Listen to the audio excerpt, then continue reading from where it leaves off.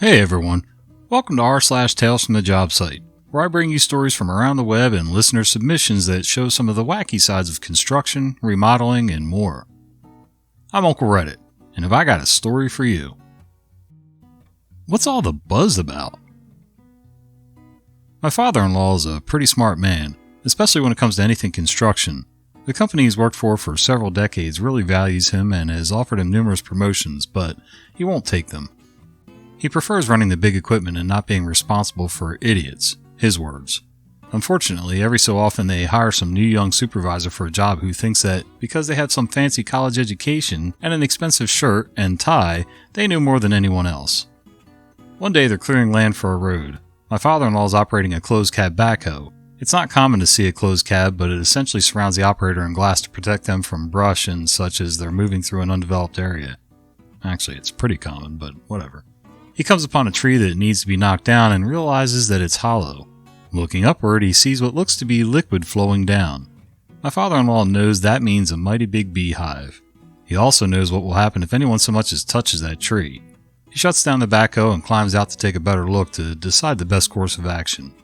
The new supervisor comes stomping over. Supervisor, shouting, "What the F do you think you're doing?" Father-in-law, the tree's hollow, you can see up there.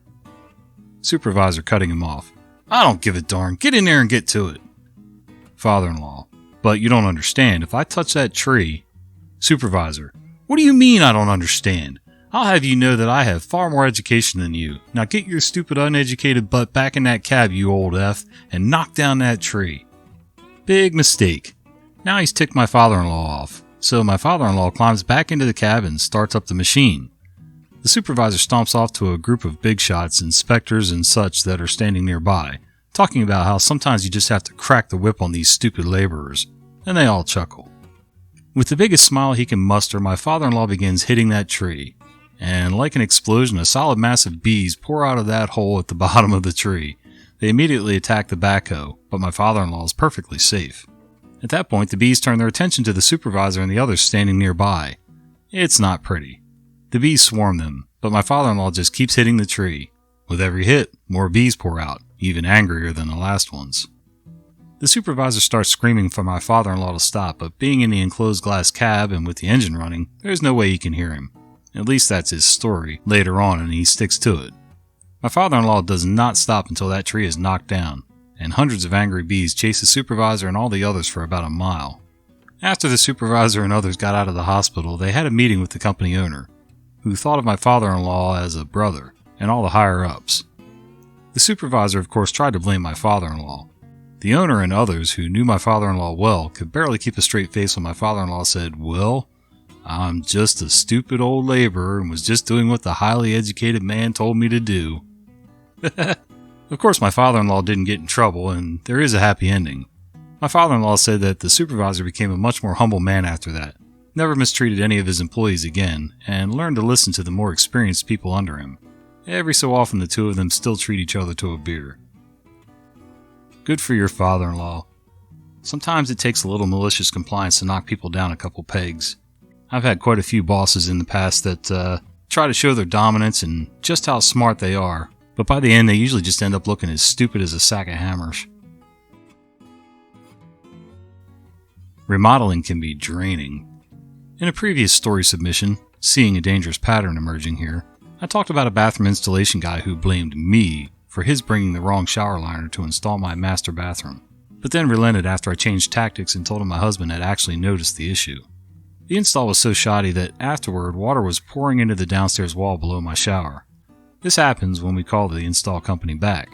"Husband, water is actually puddling on the floor downstairs. The drywall is soggy and crumbling, and the ceiling is saggy. You need to come fix this now." They send a supervisor out to see what the issue is. I happen to be home for that. Me. The guy who did the install was made aware of the fact that the faucet was leaking before he left. When my husband pointed it out, all your guy did was slap some sealant over the bottom of the faucet and say it was fixed. Supervisor, he what? That part's supposed to stay open because if the water has nowhere to drain to, it floods back into the walls. I'll get him here right away. We schedule an appointment for 3:30 p.m. the following day. 5 rolls around and no one has called or shown up. My husband calls the number provided and it's the same guy who installed our shower in the first place. Husband, you said you were going to be here at 3:30 p.m. It's 5 p.m. now. Where are you? Construction guy, oh, I'm running late. I'll be there soon. Don't worry. We wait, and wait, and wait. 7 p.m. rolls around. My husband calls again. Husband, what's going on? We've been waiting for you since 3:30 today. We have things we need to do and haven't been able to because we've had to wait for you. We can't just sit in the house and wait for you all night. Construction guy, oh, well, okay, I'll be right over. Husband, right over? As in you're heading over here right now? You'll be here within 15 minutes because this is crazy. Construction guy, well, no, not 15 minutes, but maybe later. Husband, maybe later. You know what? I'm calling your boss and asking him to send someone else. Never mind coming here at all. Thanks anyway. He hangs up and calls the boss. But since it's after hours, he leaves a voicemail. Apparently the boss still hears it because shortly after that we get a call from Construction guy. Construction guy, I can be at your house tomorrow, maybe like in the evening or something. Husband, so I have to wait all day long for you again? No, you need to make an appointment with me and then stick to it. Can you be here in the morning? Construction guy, well, no. Husband, why not? What time can you be here? Construction guy, well, I'm tired and I had to drive all over the city today and my boss makes me work too hard and I don't even want to keep this job anymore. He's putting on the most pitiful poor me voice he can muster. Bear in mind that when he screwed up the initial install, he did the same thing to me. He told me he was being laid off immediately after our bathroom was done and that he'd be unemployed, and asked if we could just take pity on him and not blame him for his screw-ups. My husband is having none of it. Husband, listen, your shoddy install job is causing water to leak downstairs and damage my house. Either you tell me what time you can be here tomorrow to fix this, or I'm going to have to call your boss again and let him know you're refusing to come out. There's water pouring into my walls. This is not a minor issue. I hate the let me talk to your manager threat, but this guy was being so ridiculous. I was at a loss for words. Lo and behold, the employee made the appointment, showed up on time and fixed the issue, but then blamed us for picking the wrong faucet for the earlier install. When we asked him why he didn't tell us it was wrong for the job instead of just installing it, he had nothing to say. But he did spend 15 minutes telling my husband a completely different story about why he hadn't come out the day before. We would have been perfectly fine rescheduling the appointment if the guy had just called and asked in the first place. So unprofessional. Oh my gosh, where do I even start with this jackleg? This worker is a thief, straight up. He's a thief of time. Time he's taken away from the homeowners, his boss. He's a thief of money. He's getting paid to do a job. And not only is he not doing it right, he's not even showing up to fix the problem when he's supposed to. Then he makes all kinds of excuses, makes everybody else miserable and waits, still screws up, still blames everybody else.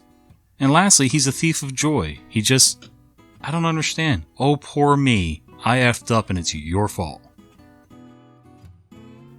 It's going to be a long and bumpy road fighting this one. One Friday, I come home in the late afternoon to find a flyer in my mailbox and several posted on the windshields of parked cars. The flyer reads to the effect of, on Wednesday, date 5 days from today, road work will be done on my street between the hours of 7 a.m. and 3 p.m. Any cars parked curbside on my street during this time will be ticketed and towed. I shrug and think nothing of it. I work from home. My wife's hours and commute means she'll never encounter the workers, and we have our own parking spaces on our property anyway. The worst this entails for us is that I'll need to do the shopping on Tuesday or let her deal with it on the way home Wednesday. At roughly 2 o'clock Monday morning, our dog decides she needs to go out. I take her out in the front yard and sit on the porch like I always do. As I'm doing this, a car comes barreling down the road, stops in front of my house, and 2 people come running out of the car. One of them starts securing signs to the existing parking signs, the ones that outline the street sweeping schedule, while the other hastily pins flyers to the windshields of every parked car. No matter how many times I try to question them, they ignore me. Once they're back in their car and have sped off down the road again, I go out and read what they broke the speed limit for. The signs and flyers say, starting Monday, today's date, road work will be done on my street from 7 a.m. to 3 p.m. and will continue during these hours until Friday. Any cars parked curbside on my street during this time will be ticketed and towed. Already seeing this is going to be a nightmare, I go back inside, grab my wife's keys, and move our cars down to the intersection and onto the next road. And I most definitely did the right thing. A few hours later, the road is completely blocked off. No cars are getting in or out, and not just because of their decision to tie off the street from the sidewalk to sidewalk. No, as if that wasn't enough, the work they're doing also factors in. What's the work? Digging a gigantic hole in the exact middle of the street just shy of the intersecting roads. Yes, roads. They had decided to assign 2 crews, start at both ends of the street, and meet in the middle. Within the first hour, both holes are large enough to bury an elephant. I, of course, call City Hall. Once the complaints about our inability to drive are voiced, the conversation goes as follows. Secretary: well, the crew was supposed to post signs saying the road was going to be closed until the work was done. Me: they posted signs saying we weren't allowed to park on the road. They said nothing about driving. I have copies of both flyers if you're interested. Secretary: both flyers? What do you mean, both flyers? Me: well, there's one they posted on Friday afternoon that only says they're working on Wednesday, and the one they posted this morning around 2 that says they're working the whole week. Both of them only talk about parking. Secretary: this morning around 2? Me: that's right. Secretary: I don't know how to respond to that. Me: well, then maybe you can answer this. If any of us on my street need emergency services, how are the fire trucks and ambulances supposed to get to us? Secretary: well, I'm sure the cop there will help with that. Me: what police officer would that be? Secretary: isn't there a cop out there with them? Me: the only people out here are the road workers. Thankfully, she gets the message and sends an officer immediately. He arrives in 5 minutes, and I ask him the same thing. Police officer shrugs. I don't know what City Hall wants me to do at this point. The hole's too big to get around now, and they shouldn't have started today in the first place. The forecast is saying nothing but rain all week. All the work will be undone in the first rainfall. Your whole street's effed already, but these contractors don't give an S as long as they get paid. At present, I'm trying to band together what little of the neighborhood I can to prove we can in fact fight City Hall. Wish me luck. Yeah, I blame the contractors to a certain extent, but really, this is the city's problem. Because even contractors get supervision from the municipality, so somebody at City Hall definitely messed up. Won't sit idly by. Boston is recovering from an intense storm around April. Now that snow from the blizzard is finally gone, the city starts working on the roads. Among the work is sewer assessment, which means fixing anything that's damaged and giving what's not a cleaning. The city distributes flyers through the mail to notify us of times when work will be done in our area over the next month or so, asking that we minimize water, and that any strange smell emanating from our faucets and toilets is normal and not hazardous. On the day my neighborhood is scheduled for this work, I'm up at 6 a.m. making myself breakfast as usual when I hear the sound of an idle truck and workers yelling. Since local legislation states work can't begin until 9 a.m., this is already unusual. What follows doubles down on that. Worker number 1. We're all set up? When's the other person getting here? Worker number 2. Should be here around 7. Worker number 1. What'll we do until then? Rather than a verbal answer, the sound of the idle engine is now mixed with the sound of chain links rattling. I look out the window and confirm my suspicions. These workers, 2 black men that are easily twice as jolly as Santa, are pulling on my fence to help them as they limber up for the job ahead. I step outside. Me. Get off the fence. Worker number 1. Relax, it's a fence. Me. Fences aren't meant to hold your weight. Now get off it and turn your truck off. Worker number 2. Fine, geez. They both step back and release the fence, and then they proceed to stand there waiting. Me. The truck? Worker number 1. It's fine. Me. You're burning gas right now, turn it off. Worker number 2. It's no problem, it's got one of those engines that doesn't use much fuel. Me. It's not about fuel, it's about air quality and the law. To help reduce pollution, Massachusetts passed an anti-idling law which prohibits vehicles from sitting idle for more than 5 minutes without just cause. Both of their hands launched above their heads while grinning. Worker number 1. Don't shoot, our hands are up, don't shoot. Me. What the F are you talking about? Worker number 2. You're a white guy talking like a cop. We don't want to get shot. I have no response. I do, however, report the idle engine, which miraculously turns off just before the police drive up, and file a complaint with the city about the workers showing up incredibly early, attacking my fence, leaving their engines idle, and harassing me when I try to protect my property. I'm also sure to mention, if my fence had broken and they'd gotten hurt, they'd have sued me for their medical bills. The following week the crew is back, but they park next to my neighbor's house instead. My neighbor is not only a friend, but also very old and very gossipy. When I come back from work around 3:30, he emerges from his backyard, where his wife is also sitting, and I hear a distinct chirping. Me. Is your alarm going off? Neighbor nodding. They park their truck next to my vent. The exhaust fumes are leaking into my house and setting off the monoxide alarm, and they won't move the truck. I once again go out front and talk to these workers, and I find a different crew member with a monitor connected to a large pipe leading down into the sewer. Me. So why is your truck idle? Worker number 3. We've got a camera down in the sewer taking magnified pictures to see if there's anything we can't see. We need the truck to power it. Me. Oh, so where's the cord connecting it to the truck? Worker number 3. What? Me. The cord. If it's getting power from the truck, they have to be connected. Worker number 3. Me. Turn the truck off and apologize before I get inside, or I'm calling the police again to report an idle engine and reckless endangerment. Worker number 3. Reckless endangerment? Me. You filled the home of 2 senior citizens with carbon monoxide, endangering their lives, and you refused to turn off your engine or move your truck when he confronted you about it. And even with your equipment running, the alarm is still audible from here. Thankfully that works. Even so, I invite my neighbor over to help file another complaint with the company. The following week the team is back on the job. At this point I'm just curious to know when the work will be over. Me. So what's the... Worker number 4. Shut up! Me. Excuse me? Worker number 4. Our union rep told us you're a troublemaker and we're not supposed to talk to you, so shut up. Okay, there's a lot to unpack here, guys. First off, OP, you came at these guys totally wrong. While a lot of municipalities do have the rules of not starting any kind of work until a certain time of the day, most of the time during a weekday, that rule really doesn't apply to municipalities and state agencies when they're doing road work.